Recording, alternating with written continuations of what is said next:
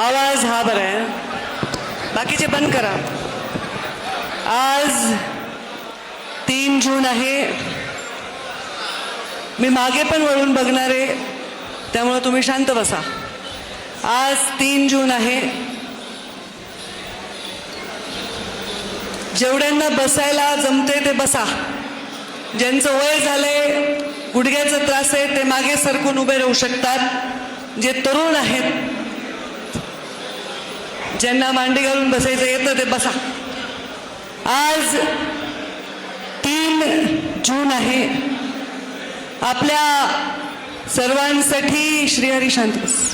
आपल्या सर्वांसाठी अत्यंत वेदनेचा आणि दुःखाचा दिवस आहे.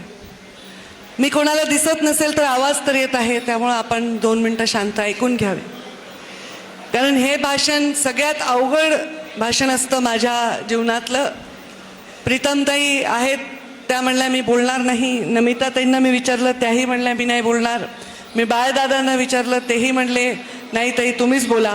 आता इथे योगेश क्षीरसागर आहे, आमचे बदामराव दादा आहेत, आमचे डॉक्टर कायंदे आलेत, आमचे शंकर देशमुख आहेत, आमचे बंधू अजय मुंडे आहेत, आमचे युवा मोर्चाचे अध्यक्ष संजू आंधळे आहेत, आपल्या अक्षय मुंदडा आहेत, आमचे प्रवीणजी घुगे राज्याचे आमचे प्रदेशाचे नेते आहेत, आमचे बंधू गणेश हाके आलेले आहेत, आमचे भैया धर्माधिकारी आणि पद्मश्री धर्माधिकारी आलेले आहेत.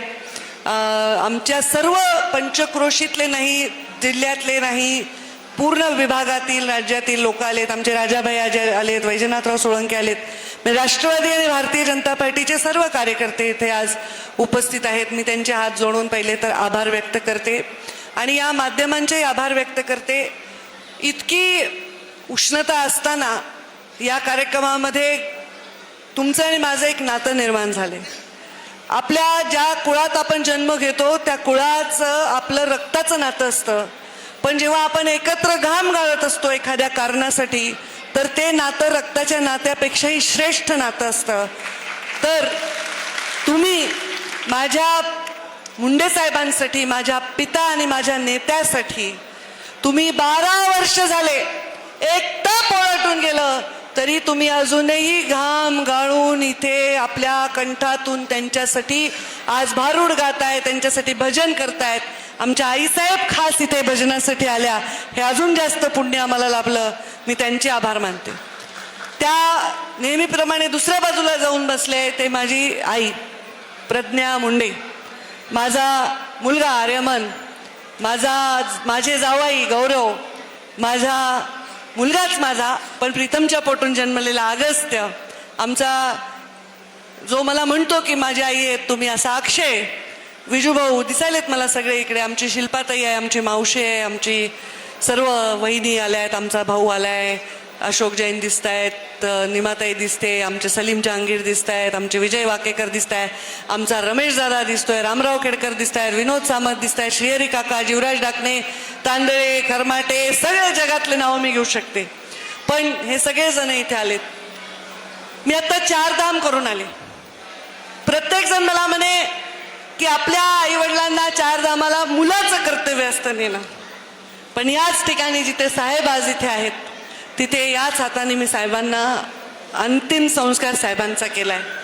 तर मुलापेक्षा तर काही कमी कर्तव्य माझं नाही, पण माझ्या आईला मी 4 धामला घेऊन आले. आणि इतका आनंद लोकांच्या मध्ये. भाबडे लोक आहेत आपण, भोळे लोक आहेत आपण. मुंडे साहेबांनी काही आपल्या घरामध्ये आणून सोन्याचे पोते भरले नव्हते, पण मुंडे साहेबांनी आपल्या हृदयात, आपल्या रक्ताच्या धमन्यांमध्ये स्वाभिमान भरलाय, म्हणून आपण मुंडे साहेबांना कधीच विसरू शकत नाही.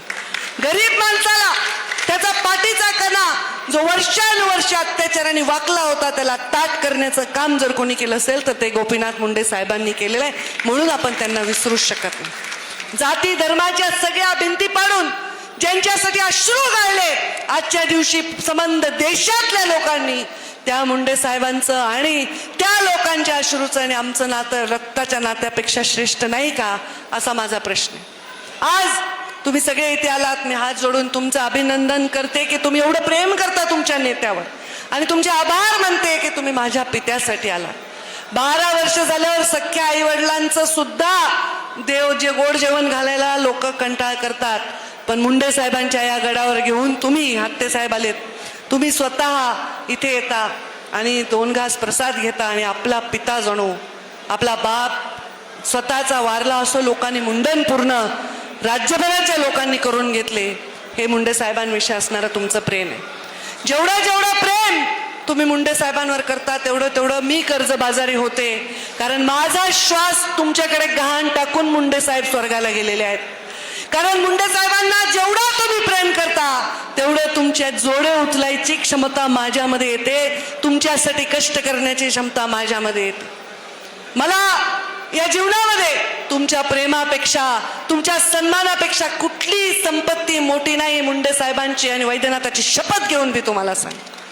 आज मोदीजींनी आव्हान केलं की इंधनाचा प्रश्न निर्माण होऊ शकतो, इंधनाची काटकसर करा, म्हणून मी हा कार्यक्रम रद्द केला. नाही तर इथं लक्षभोजन असतं, आपल्या डोक महाराजांचं कीर्तन असतं, मोठा मंडप असतो आणि सगळ्या पंचकृषीतल्या मायमाऊल्या सगळे लोक इथे येतात आणि इथे मोठ्या प्रमाणामध्ये आपण मुंडे साहेबांच्या नावाने कीर्तन करतो, अन्नदान करतो.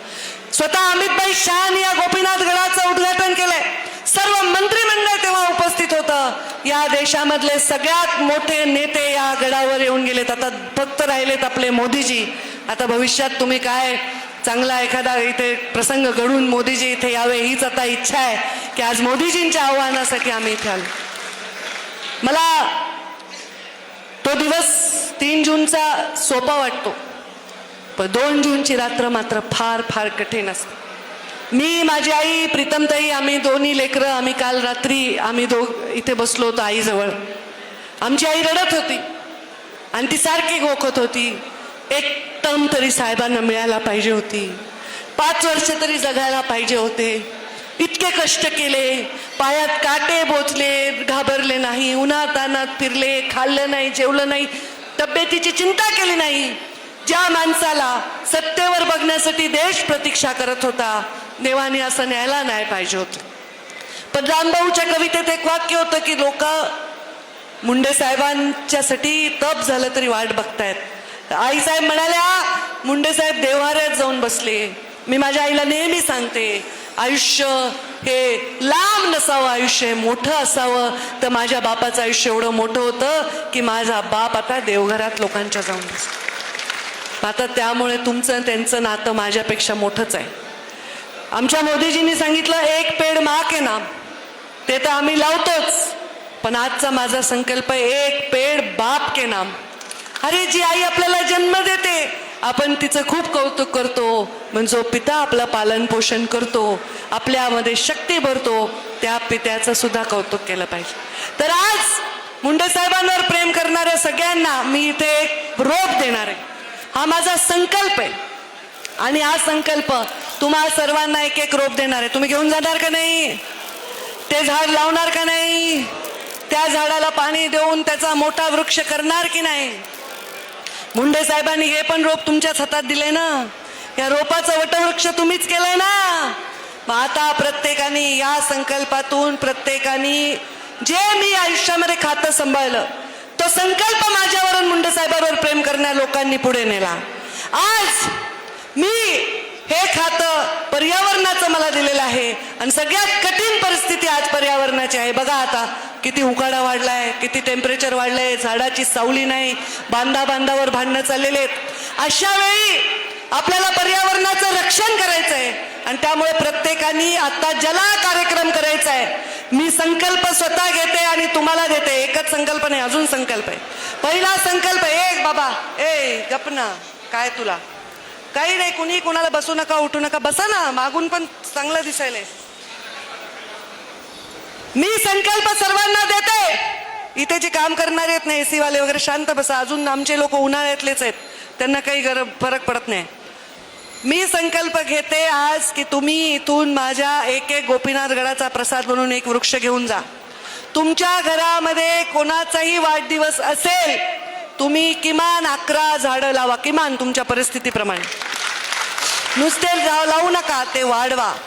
तुमच्या घरी काही दुःख झालं असेल, तुम्ही गोड जेवण करता तेव्हा सुद्धा प्रत्येक वालेल्या माणसाला एक वृक्ष द्या आणि त्या वृक्षाची सावली ही वृक्षाची सावली तुमच्या पुढच्या पिढीसाठी आहे, हे लक्षात ठेवा. पहिले लोक संपत्ती देत होते, मालमत्ता देते होते, जमीन देत होते, जायदाद देत होते. आता आपण जो प्रत्येक श्वास घेतोय तो आपण पुढच्या पिढीपासून हिरावून घेतोय. ही जबाबदारी आपल्या सर्वांची आहे.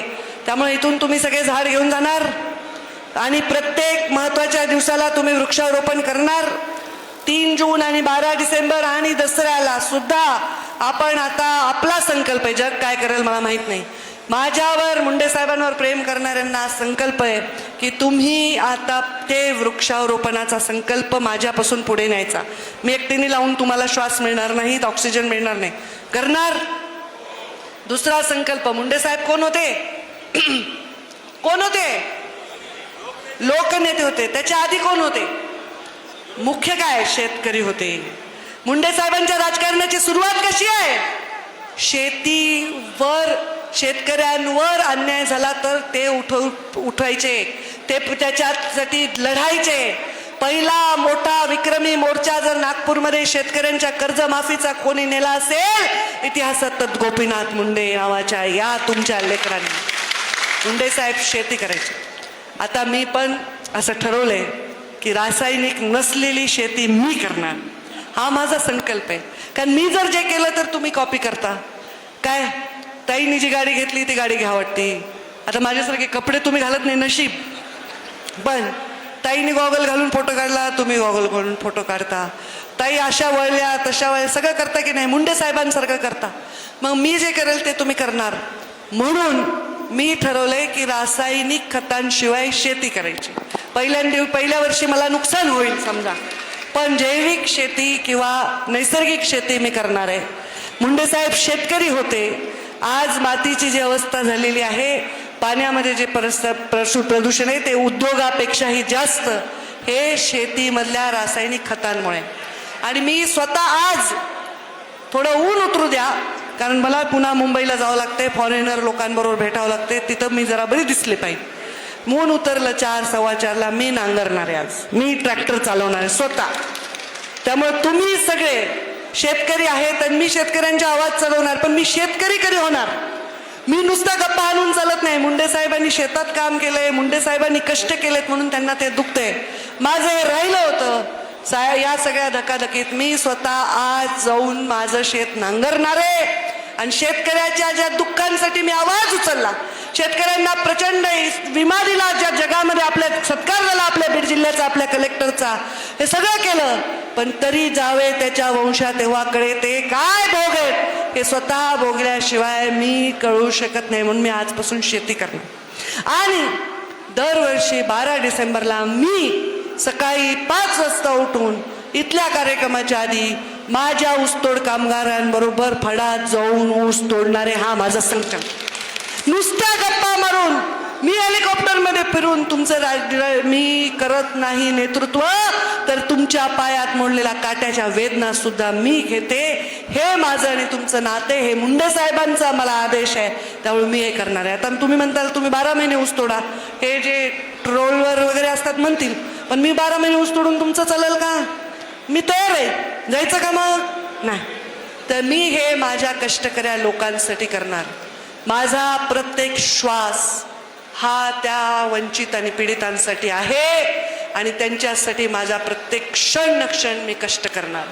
आणि म्हणून हा माझा संकल्प आहे. या संकल्पामध्ये तुम्हाला एक संकल्प देते, तुमच्यापेक्षा लहान माणसाचं काम करा. फार वाईट दिवस येऊ शकतात ना, थोडे दिवस.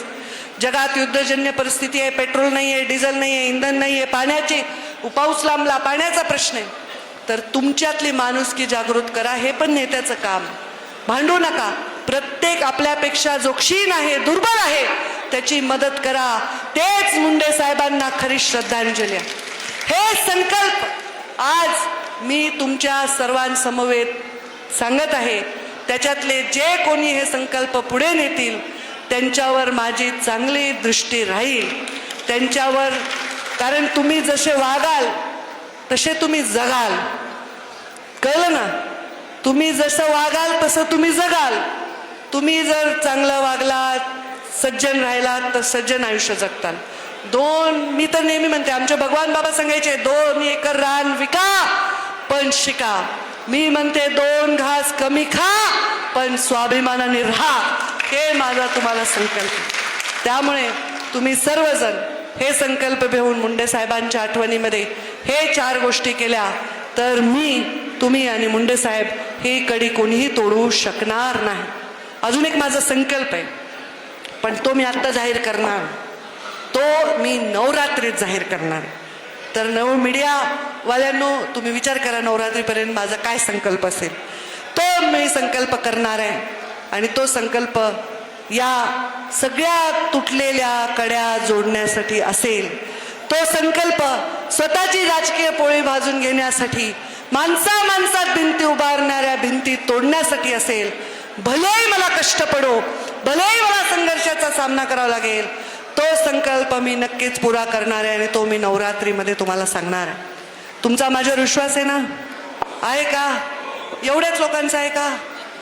जेवढे हो म्हणायलेत तोंडात जीव आहे का? मग जरा जोरात म्हणा, तुमचा माझ्यावर विश्वास आहे का? मुंडे साहेबावर प्रेम आहे का? मुंडे साहेबावर श्रद्धा आहे का? मुंडे साहेबांची मान मी वर करायला का खाली करायला का? म्हणजे तुम्ही बरोबर बोलायला. तर मुंडे साहेबांची स्वर्गात मान उंच झाली पाहिजे, असा प्रत्येक मुंडे साहेबांचा मावळा लढला पाहिजे, असं काम आपल्या हातून झालं पाहिजे.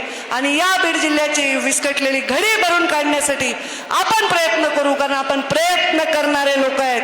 आपण बनलेल्या खिरीत मीठ घालणारे नाही, साखर घालणारे लोक आहेत, हे आपला भाव पाहिजे. आणि म्हणून आपण सर्वजण या संकल्पांमध्ये माझे साथ द्या, एवढीच आपल्याला विनंती करते आणि माझ्या वाणीला विराम देते. जय हिंद, जय महाराष्ट्र.